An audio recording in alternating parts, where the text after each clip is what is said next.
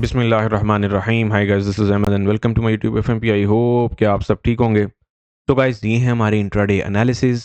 और intraday analysis पे चलने से पहले अगर आप लोगों ने चैनल को सब्सक्राइब नहीं किया तो सब्सक्राइब कर लें, बेल का आइकन प्रेस कर लें ताकि हर आने वाली अपडेट आप लोगों को इंस्टेंट मिल सके। और जिन लोगों को अभी तक ये नहीं पता कि 3080 की वीडियो कहाँ पड़ी हुई है, तो उनको मैं ये बताता चलूँ कि 3080 की वीडियो हमारे पास ये फीचर सेक्शन में पड़ी हुई है। जब आप होम सेक्शन पे आते हैं तो आप लोगों के पास ये 3080 की वीडियो सामने पड़ी हुई है, गोल्ड 3080 वीडियो बाय अहमद। और फर्दर आप लोगों को कोई भी चीज़ समझ नहीं हो आरएसआई से रेलिवेंट, तो आप लोग जो है या तो वीडियोस में जा सकते हैं, डेली के फोरकास्ट में आप लोगों को कुछ रेफरेंस मिल जाएगा। और फर्दर जब आप लोग लाइव सेक्शन में जाएंगे तो आप लोगों को जो काफ़ी ऐसी वीडियोस हैं जिनमें आरएसआई, काफ़ी ऐसी स्ट्रीम्स हैं जिनमें हम लोगों ने आरएसआई से रेलिवेंट जो है वो चर्चा की हुई है, आरएसआई पे लर्निंग की हुई है, तो आप लोगों को वहाँ पे काफ़ी रेफरेंसेस मिल जाएंगे। तो बस टाइम ज़ाया के बिना चलेंगे हम लोग अपनी इंटरडे समरी की तरफ। अच्छा जी, एनालिसिस समरी पे चलने से पहले आप लोगों की जो एक नज़र है वो जो हमारे लास्ट वीक के जो तीनों चैनलों की गोल्ड वीआईपी चैनल्स जो कि हमारे पास 3 हैं राइट नाउ, उनकी जो रिपोर्ट्स हैं वो भी आप लोगों के साथ शेयर करना चाहूँगा कि हम लोगों की जो लास्ट वीक की जो प्रोग्रेस है वो कैसी रही है। ये हमारे पास सबसे पहले $100 फॉर 4 मंथ्स का चैनल है राइट नाउ। लेकिन आने वाले दिनों में ये $100 जो है वो फॉर 3 मंथ्स भी हो सकता है और फॉर 2 मंथ्स भी हो सकता है। तो अभी तक के लिए जो हमारे पास पिक्चर है वो ये है कि हमारे पास जो रिपोर्ट है वो है 12th ऑफ मार्च से लेके 18th ऑफ मार्च तक। और इसमें जो हमारे पास अल्हम्दुलिल्लाह पिप्स गई हैं वीकली बेसिस पे वो गई हैं 4960। Yes, back to back working है। आप लोग भी करना चाहें तो मोस्ट वेलकम है। याद रहे, इसमें कहीं पर भी ओवर ट्रेडिंग नहीं है, हर चीज़ डिसिप्लिन के साथ हो रही होती है और हर चीज़ एक प्रॉपर वे में हो रही होती है। अगर आप लोग वाकई जो है वो इसमें काम करना चाहते हैं तो आप लोग टेलीग्राम पर रब्ता कर सकते हैं। मेरी टीम आपको फर्दर गाइडलाइन जो है वो दे देगी। और याद रहे, ये चैनल उन यूज़र्स के लिए स्पेशली बना हुआ है, उन बिगिनर्स के लिए जिनके अकाउंट्स एक तो स्मॉल हैं और जो बजट फ्रेंडली पैकेज चाहते हैं, और या फिर जिनके फंडेड जो है वो अकाउंट है। इसके बाद जो हमारे पास सेकंड जो चैनल है हमारा, $85 अ मंथ, इसमें सिर्फ और सिर्फ एडवांस यूज़र ही हैं। और मैं मशवरा दूंगा कि अगर आपका अकाउंट साइज़ बड़ा है और आप एडवांस यूज़र हैं या फिर थोड़ा सा ज़्यादा एक्सपीरियंस है तो ही इस चैनल में आएँ, क्योंकि इसमें हमारे पास जो है वो ये मंथली बेसिस चैनल है, $85 अ मंथ। इसमें जो हमारे पास रिपोर्ट है 13th ऑफ मार्च से लेकर 20th ऑफ मार्च तक, और इसमें हमारे पास जो नेट पिप्स गई हैं अल्हम्दुलिल्लाह अल्हम्दुलिल्लाह वीकली बेसिस पे वो गई हैं 6870 प्लस। जी हाँ, इसमें भी अल्हम्दुलिल्लाह हमारी totally back to back working है। और याद रहे, जो बड़े चैनल्स हैं इनमें कोई भी जो वीकली पिप्स का जो टारगेट है वो नहीं होता, मतलब इसमें अनलिमिटेड पिप्स होती हैं। तो ज्वाइन करना चाह रहे हैं तो फिर इंतज़ार किस बात का, टेलीग्राम पे मैसेज करें, फर्दर आपको टीम वहाँ पे गाइडलाइन दे देगी। बट याद रहे, देखें जितने भी चैनल्स मैं दिखा रहा हूँ, अगर आप वाकई मार्केट को टाइम दे सकते हैं, एटलीस्ट मार्केट को टाइम इतना तो दें कि आप लोग कोई नोटिफिकेशन आ रहा है उसको देखें, या फिर इतना तो टाइम दें कि आपको पता है कि आपने इस मार्केट से कुछ लेना है। क्योंकि ये बड़ी एक नेचुरल सी चीज़ है। जब आप जो है वो एक काम करते हैं और उसको टाइम नहीं देते तो फिर उसमें लॉस ही होता है। और जैसे मेरे पास अक्सर कंप्लेंट्स भी आती हैं कि सर सिग्नल आया था पर हम अवेलेबल ही नहीं थे, हम फलां जगह पे गए हुए थे, हम फलां जगह पे गए हुए थे। तो फिर ऐसे सिनेरियो में कुछ नहीं किया जा सकता। फिर मेरा मशवरा है कि ट्रेडिंग से साइड पे रहें और जो बाकी आपके जो मामलात हैं उनको फिर प्रायोरिटाइज़ करें, या फिर प्रायोरिटी के जो है ना वो एक सर्कल में रहते हुए प्ले करें। ये हमारे पास थर्ड एंड लास्ट चैनल है, $58 अ मंथ। इसमें भी हमारे पास वीकली जो टिप्स आई हैं 12th ऑफ मार्च से लेकर 20th ऑफ मार्च तक की, वो हमारे पास कुछ ये यहाँ पे नज़र आ रही हैं 6665। जी हाँ, इसमें भी अल्हम्दुलिल्लाह हमारी बैक टू बैक वर्किंग है। और अगर आप लोगों में से कोई ये सोच रहा हो कि भाई इतनी पिप्स कैसे बन सकती हैं, तो यस, बन सकती हैं, बैक टू बैक वर्किंग करें। और इसमें अभी याद रहे 3080 को हम लोगों ने डायरेक्टली इन्वॉल्व नहीं किया हुआ, कोई यूट्यूब का जो है वो सिग्नल इसमें इन्वॉल्व नहीं है, ये सारे सिर्फ और सिर्फ गोल्ड के जो है वो सिग्नल है। और याद रहे, $100 फॉर 4 मंथ्स वाला जो चैनल है उसमें हमारे पास वीकली 1000 पिप का टारगेट होता है, जबकि बाकी के दो चैनलों में हमारे पास वीकली बेसिस पे कोई जो पिप का जो टारगेट है वो नहीं होता, अनलिमिटेड पिप्स होती हैं। यही वजह है कि हम लोग जो है वो एक मैक्सिमम रिवॉर्ड अचीव कर पाते हैं और ज़्यादा से ज़्यादा इसमें प्ले कर पाते हैं। तो चलें जी, अपनी समरी की तरफ चलते हैं सबसे पहले।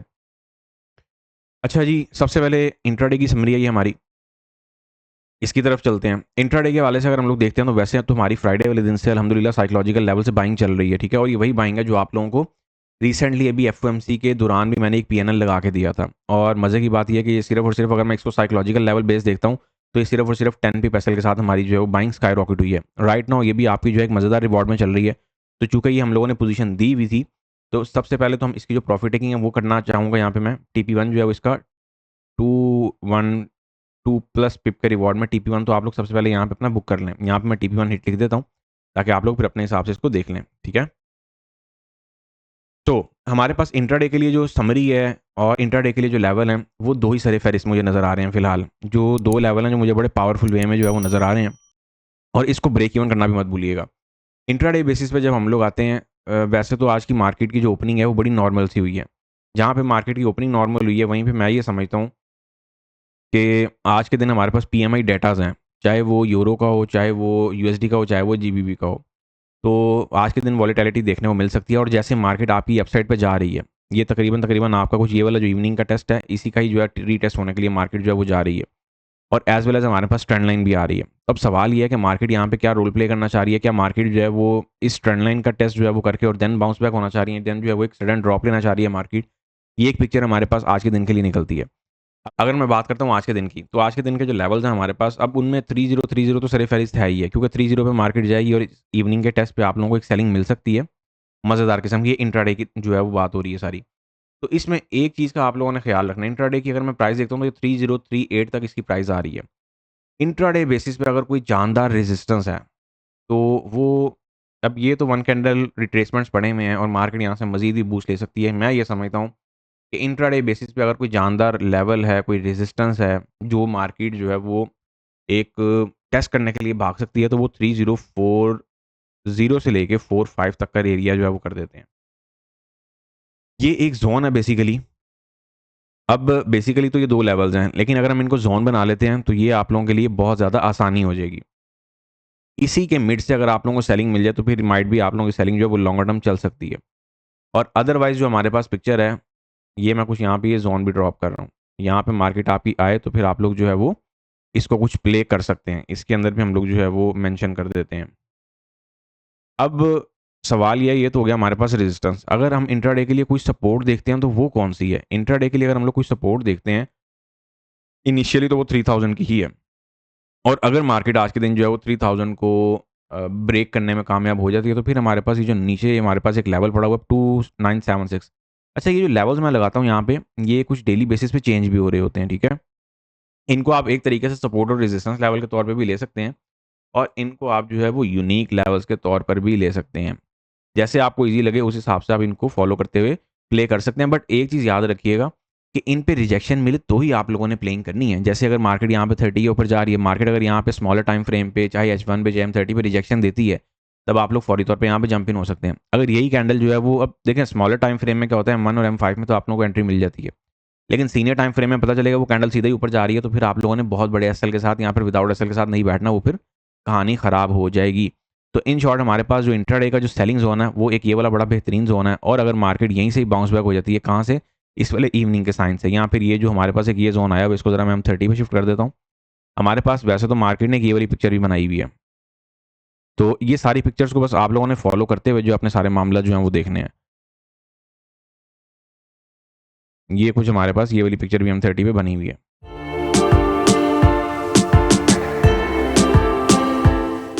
अगर मार्केट रेंगते-रेंगते यहाँ पे जाती है, तो ऑफ कोर्स आप लोग इंट्राडे बेसिस से इसकी जो सेलिंग है वो यहाँ से देख सकते हैं।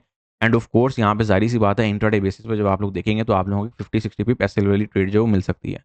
आरएसआई डाइवर्जेंस के तौर पे जाएँगे, या फिर आरएसआई डाइवर्जेंस की ट्रेड लेने जाएँगे, तो वो आप लोगों को स्मॉल एसएल के साथ भी मिल सकती है, लाइक 10 पिप, 20 पिप, 30 पिप। तो इस चीज़ को आप लोगों ने माइंड में रखते हुए चलना है। तो ये वाला जो ज़ोन है, बेसिकली इस ज़ोन पर भी नज़र रखिएगा, स्पेशली इस वाले एरिया पे। अगर मार्केट यहाँ पे भी रिजेक्शन दे, तब भी आप लोग यहाँ से प्ले कर सकते हैं। और ये एरिया कौन-सा निकल रहा है? 3031 का। बात वही है, 3030 की पिक्चर आ जाएगी। तो इस एरिया पर भी आप लोग नज़र रख सकते हैं। एक नज़र इसके बाद फटाफट से यूएस ऑयल पे डालेंगे। यूएस ऑयल हमारे पास अल्हम्दुलिल्लाह बाइंग चल रही है, और मैं रिमेन इसकी बाइंग में ही फेवर में हूँ। और H4 पे ही मैंने आप लोगों को एडवाइस किया था कि मार्केट H4 पे भी जो है वो एक ट्रेंड लाइन लेके चलना चाह रही है इसमें। तो ये है कि इंट्राडे बेसिस पर भी अगर हम लोग बात करते हैं इसकी, तो इंट्राडे बेसिस पर भी हमारे पास ये ट्रेंड लाइन फिलहाल तो मेंटेन है। मार्केट थोड़ी-सी बाउंस बैक भी होती है, तब भी आप लोगों के पास एक बाइंग की अपॉर्चुनिटी बनती है। और जो लोग डिप से बाइंग में बैठे हुए हैं, मेरा मशवरा है कि एटलीस्ट TP3 जो है वो तो अपना ब्रेक इवन के साथ होल्ड करें। अगर TP1, TP2 बुक कर भी लिया तो। TP1, TP2 टाइम पे बुक कर लिया करें, और TP3 को ओपन छोड़ दिया करें। यही हमारा पैटर्न है। क्योंकि अगर आप चाहे बिगिनर हैं, चाहे एडवांस यूज़र हैं, दोनों कंडीशंस में आपकी जो पिक्चर है वो बड़ी क्लियर रहती है। इसके बाद एक नज़र जब फटाफट हम लोग DXY पे डालते हैं। DXY पे जब हम लोग आते हैं, तो DXY फिलहाल तो यहाँ पे रिकवरी लेता हुआ दिख रहा है। H4 के टाइम फ्रेम के अकॉर्डिंग ही मैं बात कर रहा हूँ। H4 के टाइम फ्रेम के अकॉर्डिंग DXY यहाँ पे रिकवरी लेता हुआ बड़ी मज़ेदार किस्म में दिख रहा है। और बात वही है कि यहाँ पे फिलहाल तो डाइवर्जेंस बेस्ड सपोर्ट ज़ोन जो है वो प्ले हो रहा है। अब ये RSI डाइवर्जेंस बेस है। याद रखें, किसी भी चार्ट पे जब आप लोग डिव लिखा हुआ देखें, स्पेशली खाली डिव लिखा हुआ देखें, या आप लोग जो है वो किसी भी लाइन को जो है वो रिजेक्शन लाइन, स्पेशली वो RSI लाइन हो, तो याद रखें वहाँ पे आप लोगों का तकाजा ये होना चाहिए कि यार ये डाइवर्जेंस कौन सी है, यहाँ पे लिख के बताओ ये RSI है, ठीक है, पहली बात। और दूसरी बात ये कि उसके पास इंडिकेटर ओपन होना चाहिए, ये ना हो कि वो ऊपर से घुमा रहा हो, नीचे RSI का बिहेवियर मैच नहीं कर रहा हो, या फिर RSI का बिहेवियर कुछ और कह रहा हो, क्योंकि आजकल मार्केट में ये वाली पिक्चर भी जो बड़ी आम हुई है, इस चीज़ से भी आप लोगों ने केयर लेनी है। D1 की अगर हम लोग बात करते हैं, D1 पे फिलहाल DXY पे रिवर्सल है, मुख्तसर सी बात ये है। और इसके बाद अगर हम लोग जो है वो BTC पे चलते हैं, तो BTC ने क्या हाल किया हुआ, जरा उसको एक दफ़ा जो है वो देख लेते हैं। फिलहाल BTC जो है वो एक सपोर्ट भी कम रेजिस्टेंस और रेजिस्टेंस भी कम सपोर्ट के मिड में आया ज़रूर था, लेकिन उसको परफॉर्म करने में नाकाम रहा है। अब अगर हम इसको स्मॉलर टाइम फ्रेम के हिसाब से देखते हैं तो हमारे पास क्या पिक्चर निकलती है। फिलहाल ये जो हमारे पास ये वाला PNL है, ये रिमेन वैलिड है। कौन से वाला? ये वाला, ये PNL रिमेन वैलिड है, ये ट्रेंड लाइन भी रिमेन वैलिड है, और ये जो सारा सिनेरियो राइट नाउ लगा हुआ है, ये सारा सिनेरियो रिमेन वैलिड है। फिलहाल BTC यहाँ पे कुछ जो है वो ये वाली ट्रेंड लाइन की तरफ अप्रोच करना चाह रही है मार्केट ना, तो इसमें हमारे पास जो पिक्चर निकलती है वो पिक्चर ये निकलती है। ये हमारे पास कुछ एंट्री का सिनेरियो था, ये एंट्री मैंने ऑलरेडी बता दी हुई थी आप लोगों को कि आप लोगों ने ओपनिंग प्राइस पे अपनी एंट्री मूव कर लेनी है। सो आई होप कि आप लोगों ने कर ली हो, इसलिए मैंने ये वाला PNL लगा रहने दिया हुआ है, ताकि आप लोगों को ये बताया जा सके कि हाँ भाई हमारी जो एंट्री थी वो ओपनिंग प्राइस पे आई थी प्राइस, और हम लोगों ने एंट्री मूव करने में कामयाब रहे। सो राइट नाउ जो हमारे पास पिक्चर निकल रही है वो पिक्चर अब ये निकल रही है 4 आवर टाइम फ्रेम के अकॉर्डिंग। अगर हम लोग इसमें आते हैं, थोड़ा सा जरा यहाँ पर रश जो है वो कम कर लेते हैं ताकि हमारे पास पिक्चर जो है वो क्लियर रहे। अब 4 आवर टाइम फ्रेम के अकॉर्डिंग अगर हम लोग आते हैं तो मार्केट ने जस्ट एक, अब ये देख रहे हैं हिडन डाइवर्जेंस बेस आप लोगों के पास यहाँ पे भी एक पिक्चर सेट की है, और मार्केट उसके बाद फिर एक फ्लो पकड़ रही है।